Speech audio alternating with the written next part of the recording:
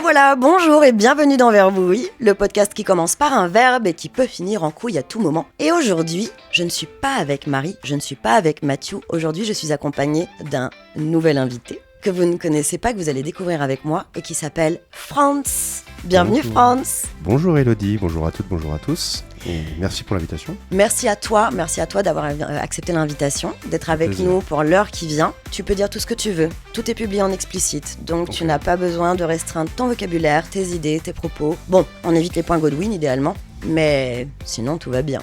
Et comme d'habitude, on va partir d'un verbe pour discuter tous les deux. Ce verbe, tu ne le connais pas car je ne te l'ai pas dit par avance. Surprise. Et nos auditeurs ne le connaissent pas non plus. Et pour commencer, je vais te proposer d'essayer de deviner ce verbe à travers les synonymes. Ok. Je démarre. Circuler, naviguer, bourlinguer. À partir de là, normalement, on commence à cibler pas mal. Vadrouiller, Ok. vagabonder. Et le dernier, normalement, tu vas l'avoir. Courir le monde.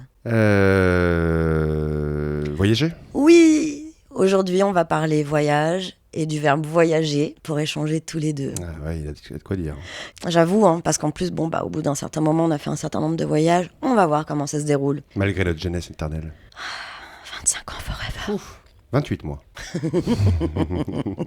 Les définitions, il n'y en a pas beaucoup. Et bizarrement, ils ont même oublié la partie que je trouve un peu métaphorique, ce qui me surprend. La première, c'est faire un voyage. Donc, faire un voyage, dans leur exemple, il y a voyager en train, mais faire un voyage, c'est aussi décider de partir dans un endroit bien précis, peut-être pour des vacances, pour les affaires. Faire un voyage, aller en différents lieux pour voir du pays. Ça, c'est la deuxième différence qu'ils font. Donc là, on est vraiment sur le bourlinguer, en fait, courir le monde. Et être transporté. Mais là, on parle peut-être de denrées ou des choses qu'on transporte. Et tu vois, ça, j'ai pris ça sur le petit Robert. Et il n'y a pas le voyage imaginaire. Il n'y a pas cette notion d'être justement d'être transporté en tant qu'être humain de manière métaphorique. Mais c'est pas grave parce qu'on est là pour tout rétablir. Bien sûr.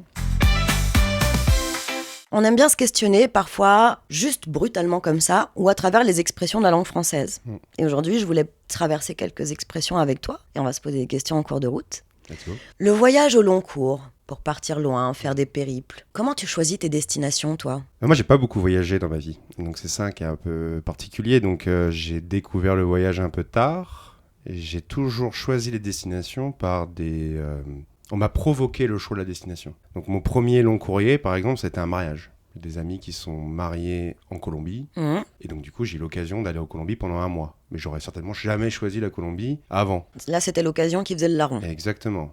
Quitte à y aller pour un mariage, autant en profiter un tout petit peu. Les autres potes, en plus, ils faisaient la même chose, ils faisaient un road trip. Les mariés nous accompagnaient en plus, donc il y avait un côté un peu symbolique d'aller un peu en voyage de noces aussi avec les mariés qui étaient des potes. Mais sinon, à chaque fois que j'ai choisi une destination, c'est souvent provoqué soit par on va dire, le rêve de quelqu'un d'autre. Typiquement, là, j'étais en Thaïlande cette année. C'était un des 2 pays qui faisait rêver ma compagne. Et c'était pour son anniversaire. Mais voilà. Mais sinon, j'ai jamais provoqué. Alors, j'ai eu le rêve de voir certaines choses. Par exemple, mes premiers voyages à Londres ou des trucs comme ça. Mais c'est toujours été court.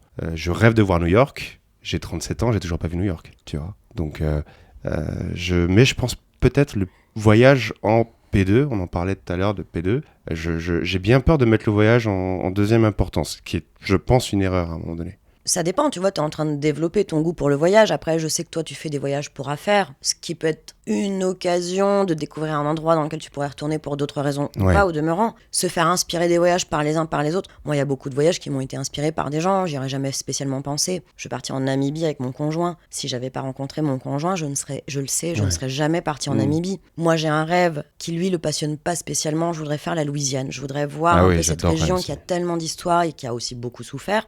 À plusieurs époques, au demeurant. C'est clair, ouais. J'ai envie de faire ce voyage, je connais des gens qui l'ont fait, qui ont adoré, et je sais que lui est encore un peu mitigé sur cette idée. Peut-être on le fera un jour, mais voilà, globalement, c'est ça. En fait, pour voyager, dès lors que tu ne le fais pas seul, il faut aussi voyager dans les choix. Alors j'allais te poser la question. Voyage. J'allais te poser la question, justement. Est-ce que tu aimais ou tu aimes voyager seul ? Je n'ai jamais voyagé seul. Voilà, moi non plus. J'ai ce rapport j'ai un rapport étrange à la solitude. Je suis une enfant unique. J'ai toujours su m'occuper seule.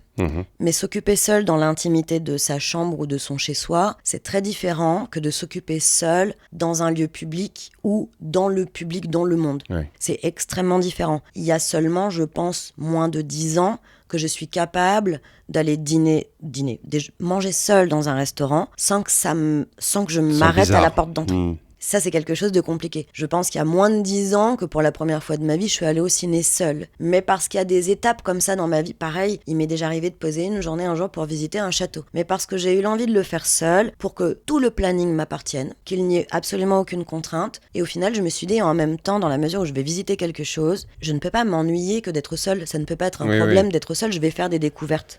Puis un autre truc, visiter un château, tu peux le faire dans la journée. Alors que partir tout seul en Louisiane, tu vas peut-être pas le faire dans la journée quand même. Absolument. Et ça, un voyage seul, je ne l'ai jamais fait. Alors, la raison principale, c'est peut-être aussi parce que depuis toujours, j'ai toujours eu l'opportunité par les idées extérieures que de me greffer à des projets, ce qui m'a toujours parfaitement convenu, parfaitement. Oui.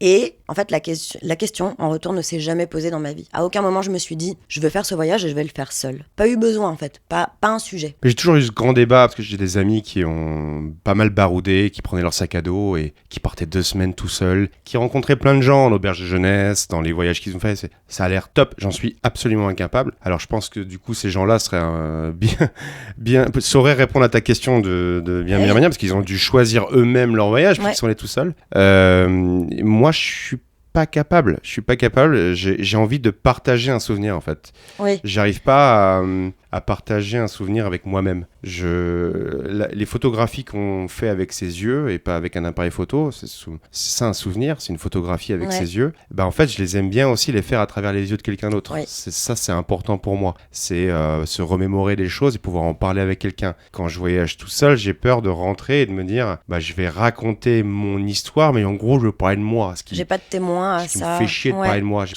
J'ai envie de me remémorer un souvenir avec quelqu'un. Je comprends. Alors, ça me fait penser que... Après, j'ai une particularité, c'est que je me parle beaucoup. Ouais. Dans ma tête, ou même parfois à voix haute. En fait, je commente. Je passe ma vie dans ma tête et à voix haute, parfois à commenter des trucs. Presque en brisant un 4e mur qui n'existe pas, car je sais pertinemment que je ne vis pas dans un film ou dans une série, je ne passe pas à la télé. Mais parfois, je fais des commentaires comme si je m'adressais à une personne extérieure qui n'est autre que moi, en réalité. Tu sais, c'est ce qu'on fait quand tu vas au cinoche. Et puis, tu te tournes vers ton voisin, ta voisine, tu fais « Non, là, c'est abusé quand même. » Enfin, tu vois ce que je veux dire? Des petits commentaires qui pop comme ça, qu'on fait avec des gens parce que les gens sont là. Mais en fait, moi, je le fais même seul. Mais tu l'admets. Pour moi, c'est pas bizarre. En fait, tu fais partie des gens qui l'admettent. Mais pour moi, on le fait tous. Je pense que, pour reprendre ton analogie du cinéma, la personne qui fait le commentaire à sa voisine de gauche, il se l'est déjà fait tout seul le commentaire 30 secondes avant. Et il a besoin de le sortir et de le partager. Et quand c'est confirmé, il va le dire à la personne de gauche. Mais en réalité, il se l'est fait. Moi, je pense qu'on se parle tous. Et c'est juste qu'il y en a qui l'admettent et il y en a qui ne l'admettent pas. Et d'ailleurs, quand on vieillit et quand on commence à ne plus rien avoir à foutre de quoi que ce soit... on commande tout haut. On commande tout haut. Parce qu'en fait, on n'en a plus rien à foutre de ce qui se passe autour de nous. Et pour moi, c'est symptomatique. Mais donc, tu l'admets, c'est tout.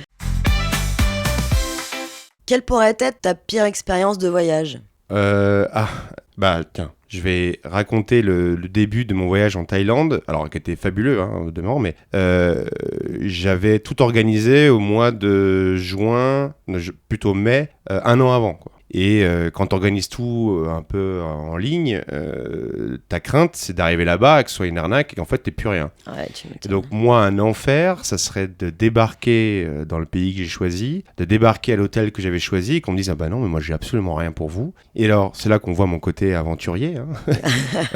Je te cite ça comme un enfer parce que je pense que je serais liquéfié. Alors, à mon avis, j'aurais le réflexe de me dire « Allez, je vais trouver un boui-boui à côté. » Mais ce truc où t'attends le voyage tellement, tu l'as planifié, tu rêves de ce que tu vas y faire, de ce que tu vas y ressentir, que ton château de cartes s'écroule, surtout quand tu l'offres. Tu vois, là, c'est un cadeau. Donc, tu espères le top du top et que tout d'un coup, ça s'écroule. Ça, pour moi, c'est un enfer. C'est-à-dire que c'est pas tant pour moi, je suis tout seul, encore une fois, je trouve un hôtel, je me démerde, ça va. Mais quand tu offres quelque chose et que tu espères le voyage de rêve et qu'en fait, tout ça, c'est une arnaque, pour moi, c'est l'enfer sur Terre. Ça t'est pas arrivé quand même? Non, ça s'est super bien passé. On a vécu un voyage de rêve, tout va très bien. Okay. Mais dans l'avion, j'ai pas pu m'empêcher de me dire, je réagis comment si ça se passe. Voilà. S'il y a personne pour venir nous chercher à l'aéroport comme c'était prévu, s'il y a personne à l'hôtel ou que la réservation n'existe pas, que c'est une pure arnaque.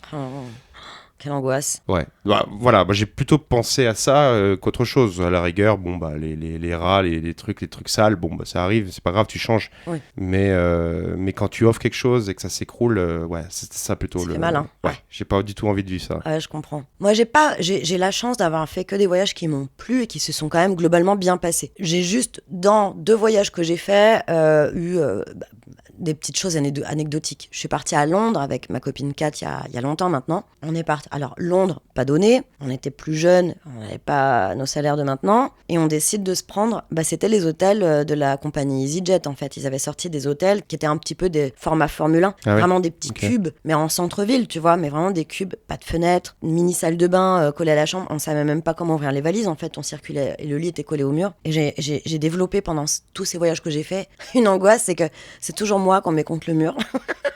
Je déteste ça. Ah ouais, t'aimes pas ça? C'est horrible. Pourquoi c'est horrible? Parce que, alors, dans un lit d'1m80 ou de 2 mètres, ce serait pas un problème. Mais généralement, quand on te colle ton lit contre un mur, c'est qu'il fait 1m40. Dans un lit d'1m40, moi j'ai peur de gêner. Parce que dans mon sommeil, je sais pas comment je me comporte, comment je vais rouler, est-ce que je vais empiéter sur la place de l'autre, etc., etc. Donc qu'est-ce que je fais? J'essaie de me tenir à ma place. Tu t'imprimes contre le mur. Le problème, c'est ça, c'est que quand tu restes à ta place, t'as pas d'espace à l'extérieur, en fait, t'as un mur après. Et ça m'a fichu des angoisses à plusieurs reprises pendant des voyages. Ce voyage à Londres, je me souviens d'une nuit, on était claqués. Mais claqués, vraiment, on en a profité à fond de ce voyage. Et c'était génial. Je me suis réveillée en pleine nuit, dans un état de chaleur, et j'ai vécu une espèce de sensation claustrophobe. Ouais. Parce que Comment j'étais je fais pour contre sortir un mur. J'ai réalisé que j'étais dans un cube, pas de fenêtre, et j'avais chaud. Et là, je me suis dit... Si je me lève, je la réveille. J'ai le droit d'aller au WC. Je veux dire, après tout, on est tous. Mais j'avais surtout. J'ai eu une idée folle qui m'a traversé l'esprit, c'est que j'avais envie de courir dans les couloirs en culotte, quoi. Ah, ça a été horrible. J'ai vraiment eu une espèce de petite angoisse qui est pas du tout dans ma nature normalement, que j'ai réussi à calmer. Je me suis rendormie, mais j'ai vraiment eu un petit pic d'angoisse cette nuit-là en me disant, ouh, c'est dur là. Ça, c'est très très dur là. Et tout le monde se demande là du coup. Et est-ce que tu l'as fait? Je l'ai pas fait. Ah, t'as pas couru en culotte. Mais je l'ai visualisé. C'est peut-être ça qui m'a sauvée. Ok. Mais je peux comprendre. Et surtout la sensation de pas avoir envie de gêner l'autre, parce que et c'est le problème du mur, c'est que tu peux pas sortir librement, donc tu n'as plus ton autonomie, tu n'as plus ta liberté. Comment sortir? Donc tu peux pas passer par-dessus la personne, tu sais. Après tu te dis je vais me glisser vers le bas, mais sauf quoi, il y avait aussi un mur en bas, parce que c'était vraiment un cube, tu vois. Là tu te dis non mais. Ah oui, tu pouvais même pas sortir de mémoire, par le bas. Non, je pouvais pas vraiment. Enfin vraiment là, j'étais. Faut passer par-dessus ta copine quoi. Enclavée, et là ça a été très. Et pourquoi elle me grimpe dessus? Mais moi je veux pas, qu'est-ce que tu fais? Mais elle transpire en plus, mais dis donc, elle a imaginé des trucs. Mais elle a poil. Mais dis donc, mais pourquoi elle a poil? Pourquoi elle court en culotte? Mais génial ce voyage. On était à Soho en plus. Ah mais Londres c'est génial. Ça a été un fantasme de vie Londres pendant longtemps. C'est-à-dire que souvent on me demandait en dehors de Paris, t'aimerais vivre où? Et je disais mais je pense qu'en France je vois pas où encore. En revanche, l'étranger, pourquoi pas? Et Londres, avant le Brexit, Londres me faisait rêver énormément. Je suis tombé amoureux de Londres. Je me rappellerai toujours, la première fois que je suis allé, au bout de 2 jours, je me dirigeais sans carte, sans GPS, sans rien. Et j'avais l'impression d'avoir vécu toute ma vie. Je suis tombé un coup de foudre. Vraiment le coup de foudre. Alors pas à Notting Hill, même si c'est un quartier, ça marcherait quand même, mais c'est coup de foudre in London quoi. J'adore ces impressions. Moi j'ai vécu à Dublin un tout petit peu moins d'1 an, entre 99 et 2000. La copine avec qui j'étais partie vivre là-bas a passé sa vie là-bas, elle y est toujours. Et quand je vais la voir fréquemment. J'ai plusieurs sentiments qui m'envahissent. Ça, alors j'aime bien parler de ça dans le cadre du voyage parce que c'est quelque chose qui me marque toujours. Comme de toute évidence, je suis une personne très sensible aux sensations. Il y a toujours une histoire de l'odeur de l'air quand tu arrives dans un endroit, plus la température et le taux d'humidité. Et en plus, j'ai un problème de collision temporelle parce que j'avais 20 ans quand j'y étais, tu vois ce que je veux dire? Et j'y retourne. Et donc, j'ai une foultitude de souvenirs qui me reviennent, plus pas des regrets, mais tu sais, des émotions du « et si j'étais restée moi aussi, que se serait-il passé ?» Claire. Et c'est toujours une espèce de chamboulement qui fait de cette ville de Dublin une ville dans laquelle j'ai beaucoup de points d'interrogation et beaucoup d'amour qui est ancré avec ma copine qui est là-bas et d'autres amis de maintenant. Et en même temps, je sais qu'y aller pour moi, c'est vraiment comme si j'entrais... En fait, ce n'est pas ma vie. Je sais que ce n'est pas ma vie. Et donc, il y a une espèce de dimension un peu science-fiction. En fait, j'ai un rapport très étrange à l'espace et au temps dans ce genre de moment. Je sais pas comment l'expliquer. Il y a tout ce qui n'a pas eu lieu, qui n'aura jamais lieu et qui est un point d'interrogation éternellement. Et en même temps, j'y vais et je suis totalement dans un présent. Et en fait, j'ai du mal à m'accrocher au présent tellement ça me fourmille dans la tête. Et quand tu finis un voyage, Est-ce que tu te poses la question, j'ai adoré par exemple ou j'ai pas aimé, et est-ce que je pourrais y vivre? Est-ce que c'est un réflexe de te poser la question? Ça m'est déjà arrivé, mais je pense que cette question est surmontée encore plus fort par autre chose qui est, moi j'ai un blues du retour systématique, mais vraiment très fort, hyper fort. Ah, c'est marrant ça. J'en parlais avec quelqu'un il y a pas longtemps. Tous les voyages que j'ai faits, j'ai le blues du Du mais retour. quand je dis blues, c'est vraiment... Et pourtant, j'aime ma vie. J'aime ma vie. J'ai une des plus belles vies que je puisse avoir. J'aime ma vie, donc c'est pas le « Ah mon Dieu, je retourne à la mine », tu vois. Bon, bien sûr, faut retourner bosser. Idéalement, on aimerait bien ne pas bosser et ne pas gagner de l'argent sans rien Et faire. discuter toute notre vie.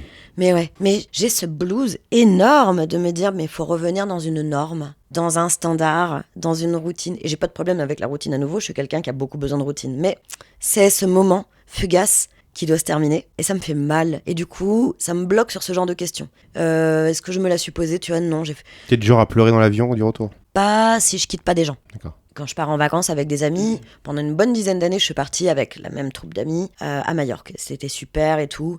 À chaque fois, je pleurais. Ouais. Et pourtant, je les ai toujours revus. Je veux dire, aujourd'hui, personne n'est mort. On se continue de se voir. Ouais. Mais il y a cette espèce... Ce alors, contexte, après, je peux faire un peu de thérapie. C'était un peu comme avoir une bulle familiale. Oui, d'accord. Mais il y a un contexte évidemment particulier qui fait que t'as pas envie de le quitter. S'amuser pour toujours, comme quand on était enfant. Voyager léger. Oh, ça... Alors, comment tu fais de tes bagages? Que ce soit pour... Alors, c'est pas pareil de faire des vacances que de partir en business, je pense. Ouais. Alors c'est très compliqué pour moi. Je suis sans vouloir faire de clichés, je pense que c'est mon côté féminin. J'en porte toujours trop. Cette année, pour les vacances du mois d'août, là, avec ma compagne, on a essayé d'apprendre de notre erreur de l'année dernière et on a pris une valise pour nous deux. C'est bien? Bon, ce qui est déjà un bel effort. Oui. J'ai quand même toujours utilisé que la moitié des vêtements que j'ai pris. En me disant, parce qu'en fait, on fait le mois d'août, pour nous, c'est louer des maisons avec les amis et juste faire de la piscine et du barbecue, quoi. Et donc, du coup, on a des machines à laver. Et c'est vrai qu'avant, j'avais l'effet du what if, tu vois. Tu veux pas manquer. Voilà. Ouais. Et si on fait ça, mais je veux pouvoir porter ça. Ouais. Surtout que j'aime assez quand même être habillé correctement et aimer ce que je porte. Et surtout, porter la bonne chose pour la bonne occasion. C'est ça le truc, c'est que toi, t'es du genre à te faire des outfits. Oui, bien sûr, oui. Ce que tous les messieurs ne font pas forcément.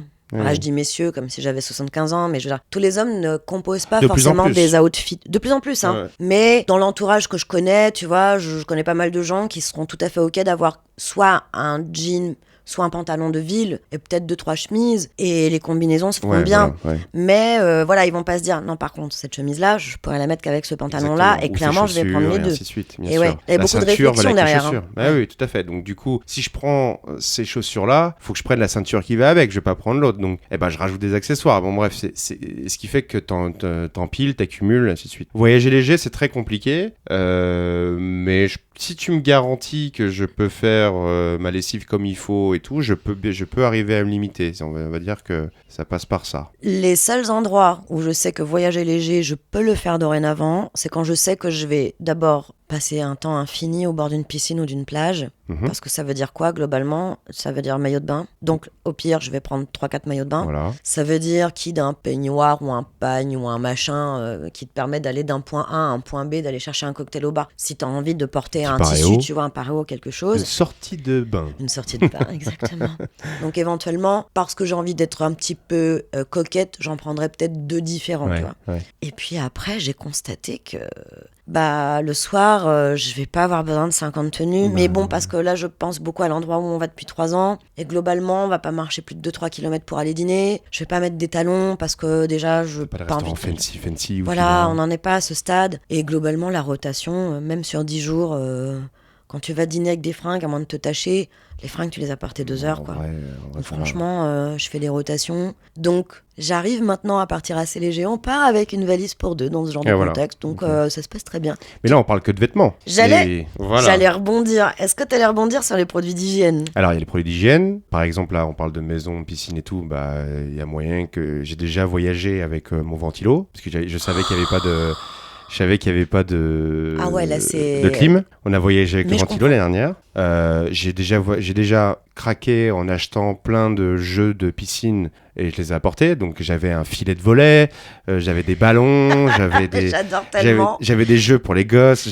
Tu vois, et donc comment dirais-je, je me limite pas à juste prendre 3 maillots de bain et c'est tout. Il y a les vêtements, ok, on fait un effort là-dessus. En revanche, si je veux faire kiffer tout le monde en prenant ma table de beer pong, puisque j'ai une table de beer pong, elle est dans le coffre, et elle est transportable et elle est faite pour ça. Donc je vais pas me limiter pour autant. Donc Franz a une table de beer pong notée. Si vous voulez inviter pour vos vacances, il est tout à fait équipé. Et elle a servi notamment de table d'appoint pour des amis qui emménageaient dans leur nouvelle maison qui avaient toujours pas de table. Ah, génial. Et du coup, je leur ai prêté ma table de beer pong parce que je l'avais dans le coffre ce soir-là.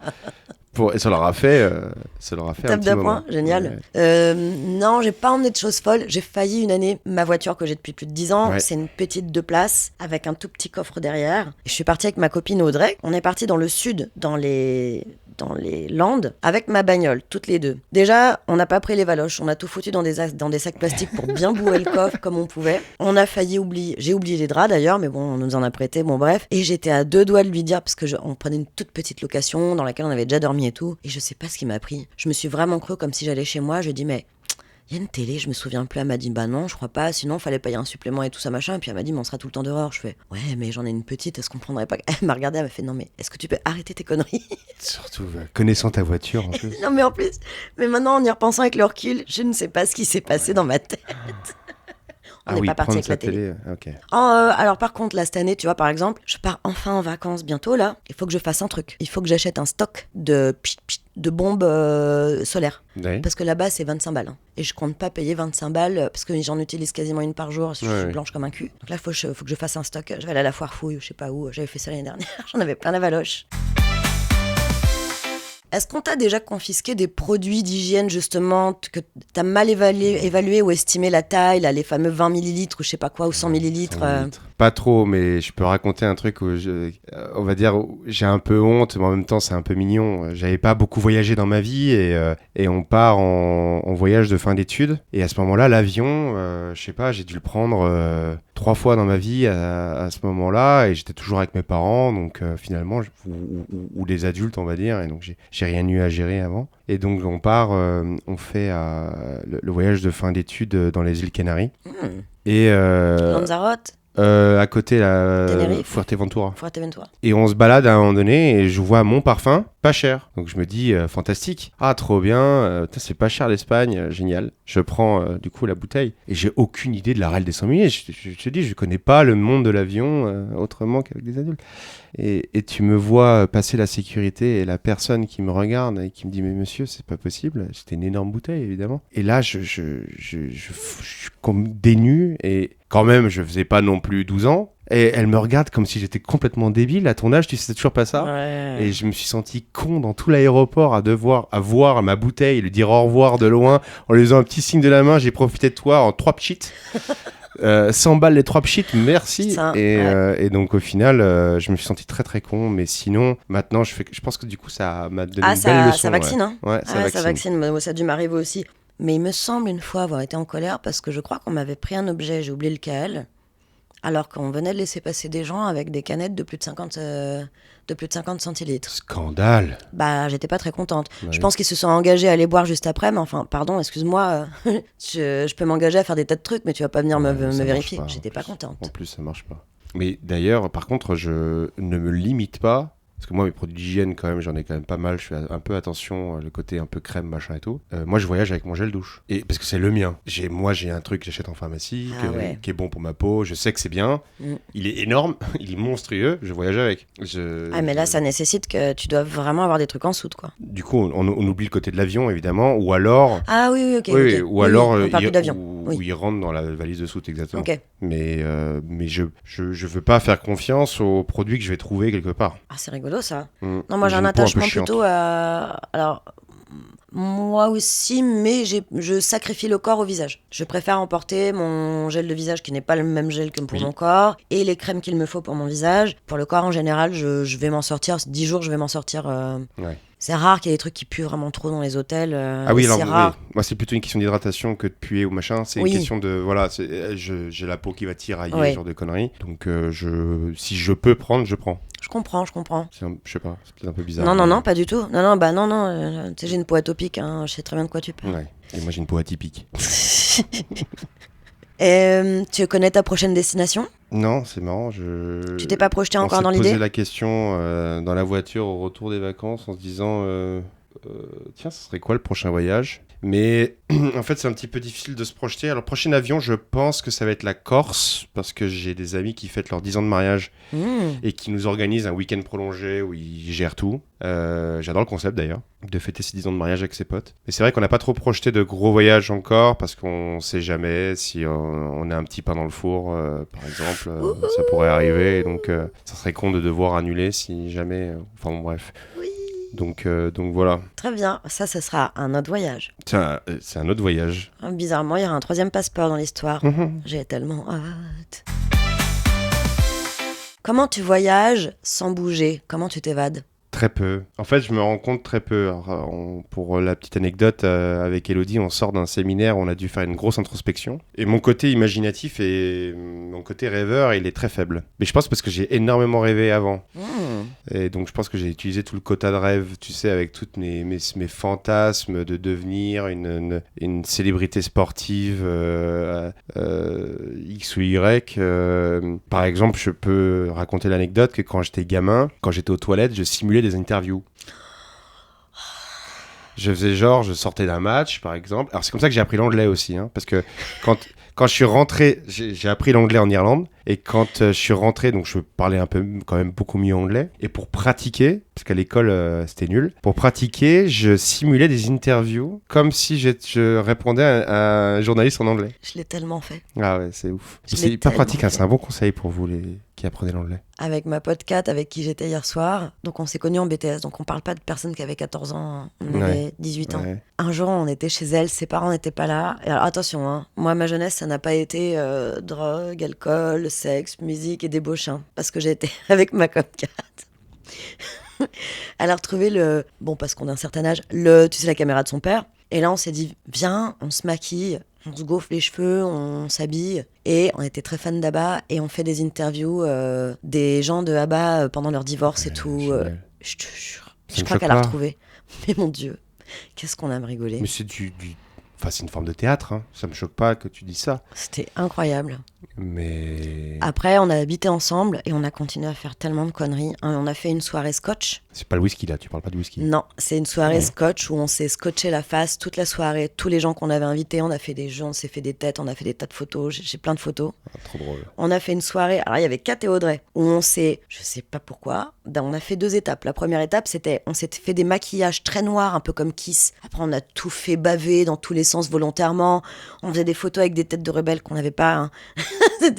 Et juste après, alors là, l'idée ultime, je sais pas d'où elle nous est venue, on s'est mis des bas sur la tête, on s'est mis à se filmer en chantant Ophélie Winter, et après on a tiré sur les bas, et ça déformait notre visage.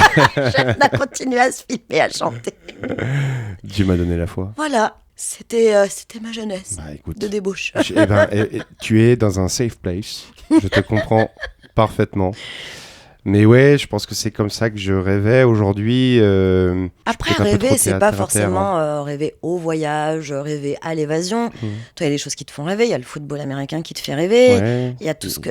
moi, je trouve que toutes les activités annexes qu'on arrive à avoir en dehors de notre job, si on ça m'évade, on va dire. C'est plutôt de l'évasion qu'autre chose, parce qu'il y a un côté un peu réel. C'est vrai qu'il y a une célèbre phrase dans une série télé où le gars disait I don't have dreams, I have goals. Ah, ça c'est Suits. C'est Suits, voilà. Et moi, ça m'a résonné énormément du coup quand les premiers épisodes sont sortis. Je regardais ça au tout début. Et c'est vrai que je m'étais vraiment dit, mais c'est vrai, moi j'ai pas tant de rêves que ça, j'ai plutôt des objectifs. Ouais. Bon, il se trouve que maintenant mes objectifs sont complètement différents, bien entendu, parce que c'est la vie qui fait ça. Mais du coup, c'est vrai que j'ai pas trop de rêves. J'en ai parlé il y a les 2 derniers jours. J'ai mon projet de sports bar dans la fin de ma vie qui me tient à cœur et que je me dis peut-être que je rêve de le faire, parce que il y a un monde où ça se fait, il y a un monde où ça se fait pas. Et en fait, le rêve, il y a un côté un peu surréaliste, il y a un côté un peu, il y a une forte proportion que ça n'arrive pas. Sinon, c'est pas un rêve, c'est plutôt... Si tu le fais pas, ça veut dire que tu te donnes pas les moyens de le faire. Après, il y a avoir un rêve et il y a vivre son rêve. Et quand tu es quelqu'un d'un peu lucide, tu sais pertinemment qu'il va y avoir un gros gap entre les deux. Oui. C'est le moment où tu le concrétises, et puis après, il y a toute la phase où il faut le vivre, où là, tu as l'avant-scène et puis les coulisses. Et dans les coulisses, bon, souvent, il y a un petit peu plus... Il y a du taf, hein, il y a du taf. Dans le cas d'un sports bar, oui. Il y aura énormément de taf, tu ne seras pas dans la projection et le fantasme. Voilà, et puis il faut. L'objectif, c'est pas de créer un sports bar en plus pour faire de l'argent et que ça. Tu vois, l'objectif, c'est de pouvoir le faire et d'être assez à l'aise pour pas me dire, bah, je m'en fous si ça marche. Tu vois, pour me dire, je m'en fous si ça marche pas. L'objectif, c'est de payer des coups à mes potes, c'est tout. En réalité, c'est ça le rêve. Il y aura des pom-pom girls. Ah, les pom-pom girls. Ou des stripteaseuses, hein, tout simplement. Ouais. Ou des personnes joliment faites qui dansent. Ça, c'est pas mon truc, ça. D'accord. Alors, ceux qui me connaissent savent que j'aime beaucoup la jante féminine, c'est pas un secret, mais je l'aime trop justement pour juste la regarder. C'est pas possible. Et moi, un striptease, c'est la chose la plus frustrante qui existe pour moi. Donc non, je rêve même pas de ça, tu vois. Mais je comprends pas les gens qui disent je rêve de voir Chichén Itzá. Comment ? Je rêve de voir un lieu dans le monde. Chichén Itzá, c'est les pyramides qu'il y a au Mexique. Ah oui, pardon. Voilà, c'est un exemple. Je rêve de voir Tokyo. Oui. Bon, c'est pas tant un rêve que ça. Je veux dire, je pense qu'à mon avis, si tu veux vraiment le faire, dans 3 mois, il y a un moyen que déjà, tu fumes pas pendant 3 semaines, déjà, tu te permets d'avoir un peu d'argent pour pouvoir le faire. Oui. Le rêve, je le mets comme ça. Je le mets dans la définition du rêve, c'est qu'en fait, il y a une forte probabilité que ça ne se passe pas. J'ai peut-être tort. Hein. L'avenir nous le dira. On verra. Si tu pouvais voyager dans le corps de quelqu'un pendant 24 heures, tu choisirais qui ? J'hésite un peu. En fait, j'hésite entre une femme et un homme, tu vois, quelque part. Parce que voyager dans le corps de Margot Robbie pendant une journée, si je garde mon âme de Franck Grosjean, Margot Robbie, elle va pas sortir de la maison longtemps, hein, je peux te dire. Hein. Non, je pense que je choisirais un athlète que j'admire juste pour voir ce que ça fait d'être un athlète de ce niveau-là. Tu vois, typiquement. En termes de sensations, d'exigence, je pense qu'il doit avoir des douleurs bien différentes de nous, ou alors il doit avoir peut-être un sentiment de légèreté et de puissance qu'on ne connaît pas nous. Donc pour faire un peu plus normal comme réponse, je pense que j'irais voir un athlète que j'admire un peu dans des sports qui sont un peu douloureux, comme le football américain par exemple, juste histoire de voir ce que ça fait en jour de match avec la préparation et l'après-match qui doit être pas évident. Alors vous allez me dire, mais oh là là, mais il veut souffrir pendant 24 heures ? Bah oui. En fait, peut-être un peu. Savoir, ouais. Et en fait, je pense qu'il y a un côté, je veux savoir ce que ça fait, histoire de comprendre, de encore mieux comprendre ce que je vois à l'avenir. Pour le coup du mental d'un athlète, je comprends. Parce que moi qui ne suis pas une personne sportive et qui n'ai pas vécu dans un milieu qui m'a inculqué la culture du sport, contrairement à mon mec par exemple, qui lui ne pratique pas particulièrement de sport maintenant, tu vois, mais qui est quelqu'un qui aime beaucoup et qui admire beaucoup, je pense, les athlètes et qui aime le regarder. Bah fatalement, du coup, je vois des athlètes, je vois des compétitions de loin en loin, les Jeux Olympiques, etc., etc. Et je peux comprendre l'émotion que ça donne aux gens qui, eux, sans doute comprennent mieux que moi les sacrifices, l'entêtement, l'objectif. La discipline.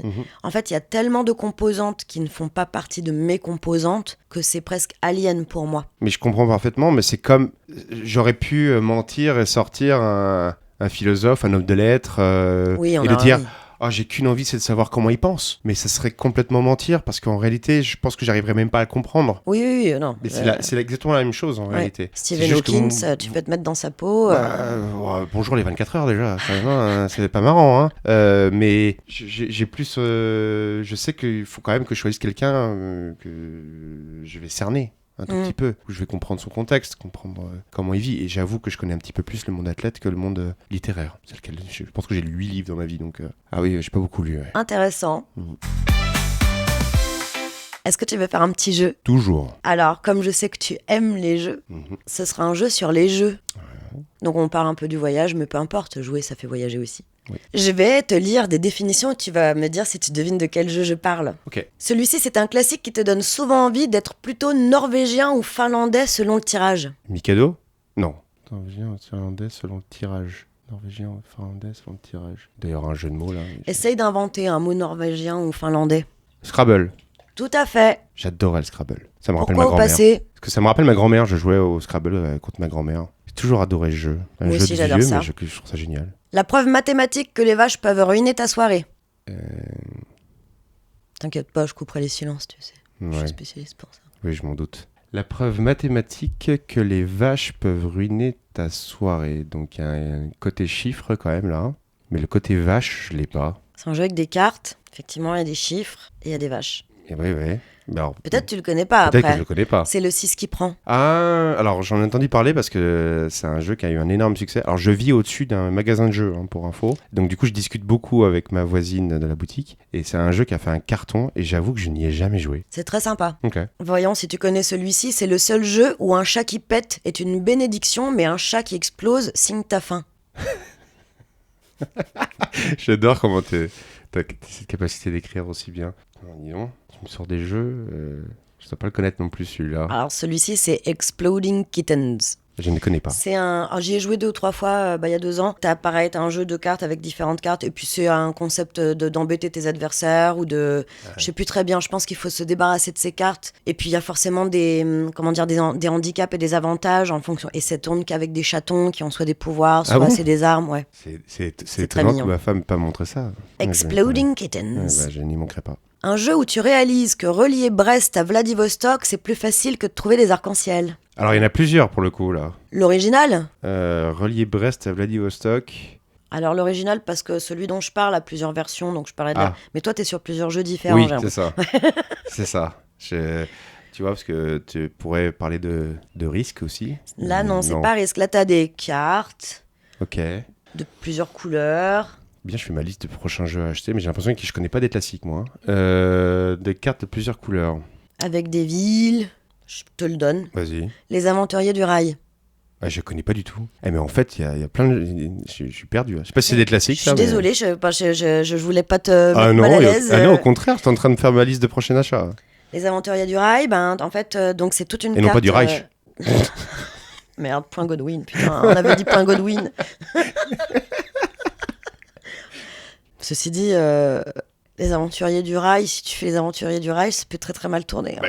Oui, c'est sûr. Putain, parce que là, le but, donc tu as toute une carte, on va dire l'Europe, et puis tu as les grandes villes, et tu as des chemins de fer qui relient les villes, donc tu as tous les trajets. Mhm. Chaque trajet est d'une couleur différente, et puis parfois, il faut passer par une ville pour aller dans une autre ville, etc. Et donc tu tires des cartes qui te demandent de faire un trajet spécifique, donc il faut tirer les cartes des bonnes couleurs pour faire les bonnes lignes des bonnes couleurs, en posant des wagons, patati patata, et les arcs-en-ciel sont des cartes joker. Ah, mais j'avais ça, moi, mais que avec la France. Très possible. Et ça s'appelait pas comme ça.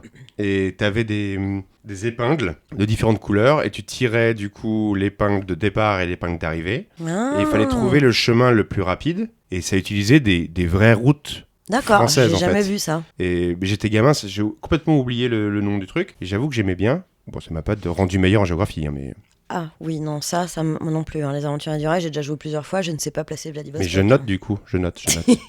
Le suivant, c'est quand tu veux prouver à un enfant de 7 ans que tu es plus intelligent et que tu perds quand même. Il n'y a pas beaucoup d'indices à part cette phrase-là. Hein. C'est pas ouf comme Ouais, indice. tu peux avoir Trivial Poursuite, ça, pour ça, hein, par exemple. Là, non, pense vraiment à un jeu auquel tu feras pas jouer un enfant, mettons même de 6 ans, quoi. Là, t'es pas sur de la culture G, t'es vraiment sur du basique, le genre de truc, t'as un stylo, un papier, tu Oui. peux le faire. Genre le petit bac, quoi. Oui, mais vraiment, oublie tout ce qui est notion de lettres et de mots. Bah, on joue à quoi alors?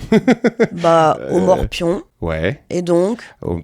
Ah, d'accord, c'est pas la réponse, le morpion. Non, mais c'est l'équivalent avec Oui, du matos, c'est les- le puissance 4. Le puissance 4, Oui. voilà. J'allais dire les 4 à la suite. Oh là là, 4 Ça à la va, suite, c'est... Julien Oh, Julien Lepers, quoi.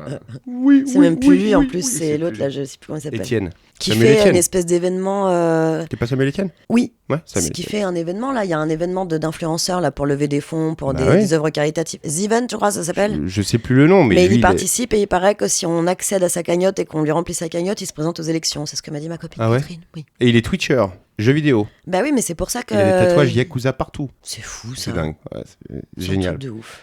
Vive Internet. Le seul jeu où tu peux gagner en criant « Mais si, le mec avec le chapeau dans le film avec la voiture rouge !» Alors, je pense pas que ce soit le seul jeu, mais ça peut être le jeu avec les 3 étapes. T'as Oui. Ça finit par un seul mot. Oh. Il y a le mime. Mais oui, Oui. c'est d'abord tous les mots que tu veux, après Oui. un seul mot et après le mime. Oui. Time's up. Oui, bravo. Le prochain, c'est le jeu où, si on demande « C'est quoi ton parfum ?» Tu peux entendre ta mère répondre « Femme fontaine de Guerlain » Magnifique. et ton père répondre « Deux doigts dans le cul de Guerlain ». Oui, là, c'est classe. Ouais, Là, c'est non, le jeu le plus classe qui soit sorti ces 20 dernières années. Il va être en haut de la liste des achats, je pense, du coup. Je sais pas, mais on doit associer, à mon avis, des mots qui n'ont rien à voir ensemble ou un truc comme ça. Tu tires des cartes et puis après, faut... Ouais, c'est marrant, j'ai l'impression d'y avoir joué un truc comme ça. Alors, il a fait ma belle-sœur. fureur ces 10 dernières années, quelque chose de... par un point Godwin. Ah, Blanc, Magic Coco. Tout à fait. C'est l'enquête policière la plus rapide du monde. Est-ce qu'il a une moustache ? Oui, c'est Robert. Ah, qui est-ce ? Oui. Ah ouais, j'aimais beaucoup ça avec mes cousines. J'adorais quand on y j'étais jouait petite, beaucoup, c'était ouais. génial. Et d'ailleurs, j'ai une pote qui essaye de créer le qui est du groupe de potes. Donc elle est en train Magnifique, de... ça. Ouais, c'est Oui. son projet. Mais je vois des gens qui sont effectivement en train de faire des dérivés. Alors je me demande s'il y en a pas un qui a créé ça avec les Real Housewives. En fait, les gens sont en train de créer des versions, c'est trop bien. C'est trop bien. J'adore. Le truc, c'est que on est quelques chauves en plus, donc on pourrait quand même y arriver, même avec moi. Tu vois, donc, c'est bon. C'est un jeu où tu bluffes sur des dés et que tu comprends même pas et où tu cries dodo avec conviction. Je bluffe sur des dés et je comprends même pas et je crie doudou avec conviction. Celui-là, il est pour toi. Ah bon? Mm. Le Pérudo? Oui, Et pourquoi je crie doudou? Doudou. Doudou. Je l'ai mal dit. C'est pas Doudou? Je sais pas, j'ai jamais crié doudou au Qu'est-ce Pérudo. qu'on crie déjà? Tu cries Calza ou tu cries pas, tu dis tu bluffes. Tu cries pas grand chose au Perudo en fait, mais C'est quand alors tu pour ceux perds. qui connaissent pas, Perudo c'est un jeu de dés qui est tiré des Pirates des Caraïbes et c'est un jeu super où on doit deviner le nombre de dés d'une valeur qu'il y a sur la table. Et les dés sont cachés, donc Les dés c'est sont vraiment cachés, donc faut deviner. vraiment deviner. Et voilà. C'est très cool. Le seul jeu où tu peux reprendre la main 3 fois d'affilée et finir par te prendre 16 cartes malus. Il y en a quand même pas mal, mais je pense que ça peut être le Uno. Non, ça peut être aussi... Si, c'est ça? Oui, c'est le Uno. Ok. Bravo. Hmm. Et le dernier. Le Uno que je refuse de jouer. Pourquoi? C'est terminé, je ne joue plus au Uno. Les gens sont dingues avec le Uno. Ah bah bien sûr. Les gens sont dingues. Donc, les gens sont trop stressés au Uno. Ah mais oui, non mais les gens Moi, sont je joue fous. trop lentement pour le Uno. Moi c'est pareil. D'autant plus qu'il y a la version du Uno où les gens jouent à la coupe. Ouais, alors là, du coup, tout le monde se bat. Ah non, mais là c'est terrible. Enfin, je veux dire, surtout quand on est lent comme moi, ou peut-être apparemment comme Oui, toi. oui, comme moi aussi. Putain, mais jouer à la coupe, en fait, t'es sûr et certain que tu gagneras jamais. Parce que déjà, quand tu joues juste en faisant ton tour, bon bah, des fois tu mets du temps. Et puis alors à la coupe, laisse tomber. En plus, ça. ça fait mal, les gens, ils mettent des coups quand ils mettent leurs cartes. Ils sont malades. ils ont leur autre moi là qui se réveille. Et ça devient Moi, c'est le Jungle Speed auquel je ne joue plus. Hmm. On m'a déjà Même- arraché des peaux de doigts. Même problème, tu vois, même bah oui. concept de problème. Pour le Jungle Speed, je peux pas en vouloir parce que je suis la première à me jeter sur le truc. Le problème, c'est quand tu joues avec des gens qui ont des mains puissantes et énormes. Ouais, bah oui. C'est jamais toi qui Ou gagne des non bagues. plus. Hein. Le tas de merde, c'était la même chose à l'époque. je sais pas si Oh tu mon peux- Dieu. Bah oui. Et tu éclatais la main là. Oh mon Dieu, quel enfer. Bien sûr. Le dernier, c'est le seul jeu où tu peux te faire de la moula en vendant une tête réduite Givaros. J'ai failli dire Givaros. Mhm. Est-ce que tu l'as connu celui-là? Une tête réduite, Givaros. Je pense que c'est un peu niche parce que c'est peut-être plus de mon époque. Oui, on n'a pas une grande Il existe différence. toujours, mais a-t-il fait partie des classiques des gens de ta génération? C'est pas dit. Ok, je sais pas. C'est la bonne paye. Ah bah j'allais dire la bonne paye, mais je comprends pas Ah. Givaros. Parce qu'il y avait une carte, je te montrerai la photo. Ah oui, j'allais dire la bonne paye tout de suite. J'y ai pensé En tout depuis cas, sur la le début version de que moi l'interview. j'avais, il y avait une carte avec une espèce de tête, effectivement toute petite, avec une coupe à la Chantal Ah oui, Goya. oui. Et c'était écrit tête réduite, Givaros. Ah, je m'en souviens pas du tout. Mais oui, la bonne paye, bien entendu. oui. Quand t'as commencé ta phrase, je me suis dit, ok, la bonne paye. Et après, t'as fini par Givaros. Là, je vois pas du tout. Ah ouais. Ok, bah très bien. Il Bah y oui, la avait bonne écrit paye, bien entre sûr. parenthèses, tête réduite, Givaros. Ça n'a aucun sens. Bah, je reverrai.